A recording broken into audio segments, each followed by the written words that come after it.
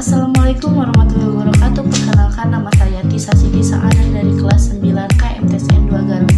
Inilah guru mata pelajaran saya dan inilah nama-nama anggota saya. Kondisi sosial budaya penduduk Indonesia terdiri dari berbagai suku bangsa yang masing-masing daerahnya mempunyai cara seni, budaya, dan bahasa beragam. Berbagai perbedaan itulah yang membentuk keanekaragaman suku bangsa di Indonesia. Kondisi atau kepercayaan masyarakat yang tinggal di Indonesia sebelum Islam sudah mengenal agama atau kepercayaan. Mereka sudah memeluk agama Hindu, lahir di India sekitar tahun 1500 SM. Dengan kitab suci Weda, adapun agama Buddha dengan kitab suci Tripitaka lahir di India karena lebih tahun 500 SM. Kondisi perekonomian penduduk Indonesia sebelum Islam memiliki berbagai mata pencaharian. Di antara mereka ada yang berdagang, bercocok tanam, berternak, serta berlayar atau menjadi nelayan. Penduduk Indonesia mayoritas bercocok tanam, terutama yang ditinggal di pedalaman. Adapun yang ditinggal di kawasan kondisi rata-rata menekuni profesi sebagai nelayan dan pedagang. Dari kondisi sosial politik sebelum Islam datang ke Indonesia pada abad ke-7 hingga 12, Sriwijaya mengalami masa kejayaan baik dalam bidang politik, sosial maupun ekonomi. Kejayaan yang dialami Sriwijaya sangat ditentukan oleh letak wilayahnya sebagai kerajaan maritim. Kondisi suku bangsa masyarakat Indonesia memiliki suku bangsa yang beragam tersebut terbentuk oleh jumlah suku bangsa yang mendiami berbagai daerah yang terbesar dari Sabang sampai Merauke. Perdagangan. Pada permulaan saluran Islamisasi adalah memulai perdagangan kesibukan, lalu lintas perdagangan pada abad ke-7 hingga ke-16 masa membuat perdagangan dari negara bagian barat, Tangerang dan Timur. B. Perkawinan. Dari sudut pedagang ekonomi, para pedagang muslim memiliki status sosial yang lebih tinggi dan tunggal daripada kebanyakan masyarakat pribumi. C. Pendidikan. Proses penyebaran Islam juga dilakukan melalui jalur pendidikan. Dalam hal ini, model pembelajaran dilakukan dengan cara sederhana. Menurut Kahasal Mahfud, model tersebut dinamakan dengan prolog.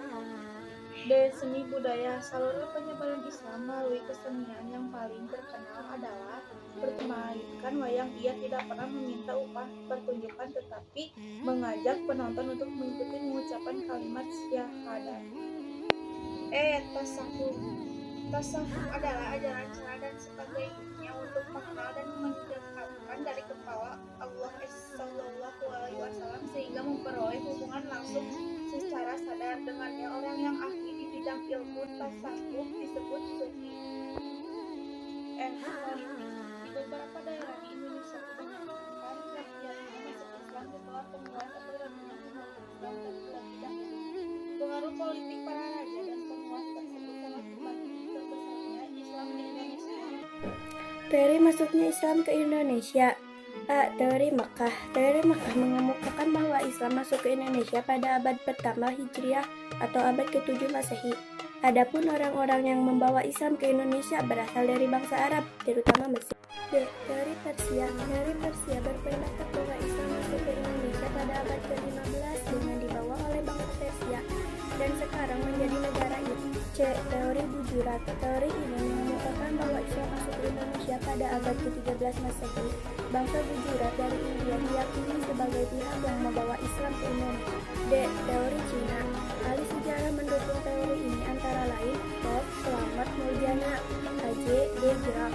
Teori ini didasarkan pada asumsi adanya unsur kebudayaan Cina dalam sejumlah unsur kebudayaan Islam ke Indonesia berdasarkan sumber klonik dari Kerenteng Sompokong di Semarang yang memperhatikan pengaruh orang-orang Cina dalam penyebaran Islam ke Indonesia.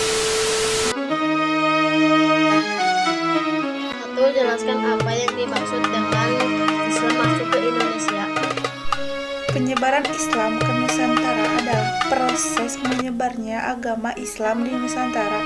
Penyebaran Islam di Nusantara pada awalnya didorong oleh meningkatnya jaringan perdagangan di luar kepulauan Nusantara. Deskripsikan proses masuknya Islam ke Indonesia.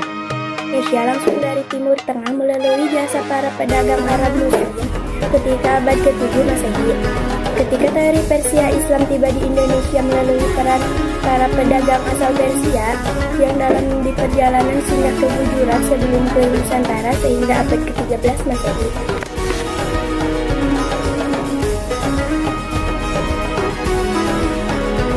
Penyebaran Islam di Nusantara yakni melalui jalur perdagangan, perkawinan, pendidikan, dan seni budaya.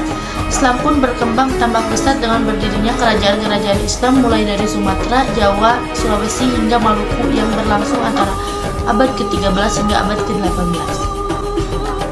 Yang dapat kalian petik dari proses penyebaran agama Islam di Indonesia dengan cara damai. Ibro yang dapat kita ambil dari proses penyebaran agama Islam di Indonesia dengan cara damai diantaranya ialah membuat Indonesia kaya akan budaya karena proses penyebaran Islam yang secara damai tidak merusak tatanan budaya yang berkembang.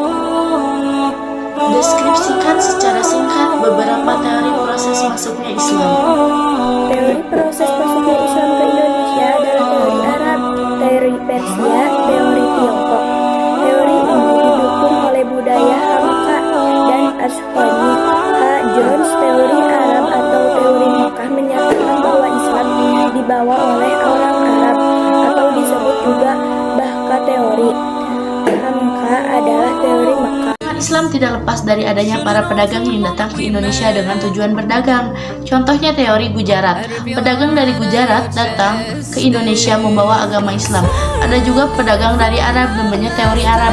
Selain itu ada lagi teori lain yang awalnya juga berdagang seperti dengan adanya teori Tiongkok dan teori Persia.